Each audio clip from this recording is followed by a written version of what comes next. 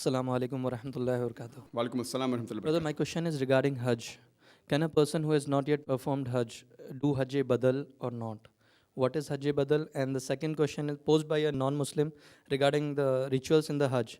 When we throw stones, what is the relevance of that?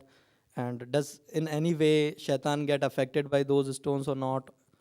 I mean, this was one of the things. And in that act, there are lots of people who die. I mean, what is the answer to that, as well as the first part But of that the was the question? question that a person who has not performed Hajj, and since Hajj is fard, can he do Hajj Badal?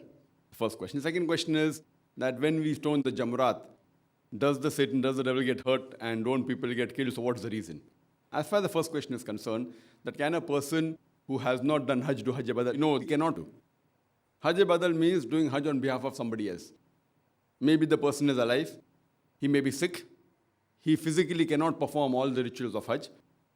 So surely he can say that here, I'm giving you money. Just because I'm physically not fit, I'm asking somebody else to go. As far as the second part of the question is concerned, that when we stone the Jamaraat, does the devil get hurt? See, here we have to realize that when we stone the Jamaraat, it is not that physically we are causing a damage to the Satan. It is symbolic. That means we are against the devil. That is there, and we know that the devil always strives to take us on the wrong path. So when we are stoning the Jamaraat, we are actually symbolically agreeing that we are against the devil and we want to fight against him because he is an avowed enemy to us. As far as the last part is concerned, that while stoning the Jamaraat, many people die, etc. That's the reason the government is making facilities. The government is giving more facilities where people can stone and yet there may not be a stampede, etc. But if you analyze, brother, previously when people used to go for Hajj, maybe 50 years back, 100 years back, 200 years back, more people used to die as compared to today. Today, about 2.5 million perform Hajj every year, on average. 2.5 million people perform Hajj every year. Previously, it was less than 1 million. If you go back more, it was less than 100,000 people. Yet, when we went for Hajj, suppose living in India, we had to go by ship. It used to take months to do Hajj. Now, you can go for Hajj and come back even in 6 days' time.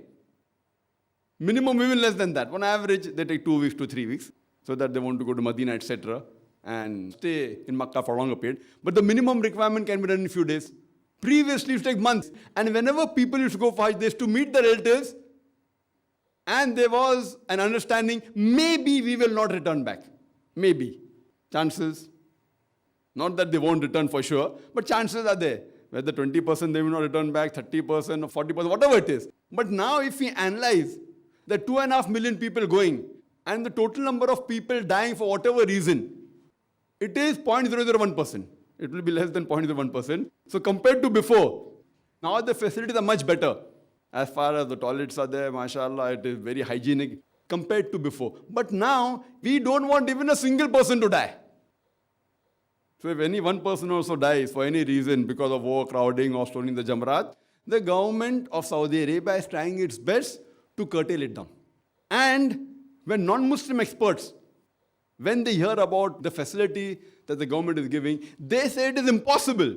Logically and scientifically, it's impossible that 2.5 million people are gathering together in Arafat, Mina, and performing the rituals without hundreds of thousands of people dying. They say it's impossible. Yet, alhamdulillah, we see that every year the Hajj is being performed. There have been occasions where there was some fire took place and few hundred people expired. There was a tunnel that caved in. But yet, if we see the percentage, it is very negligible. So even in Jamaraat, now the government has made a flyover and have extended the Jamaraat so that you can stone from the ground floor as well as first level. Now a second level has come and more will keep on coming. So they're trying the level best and see to it that people come and do what is required in the religion without being hurt. And when people go for Hajj, there they see millions of people gathering together, people dressed up in 2 pieces of unsewn cloth, preferably white. There we see the real brotherhood.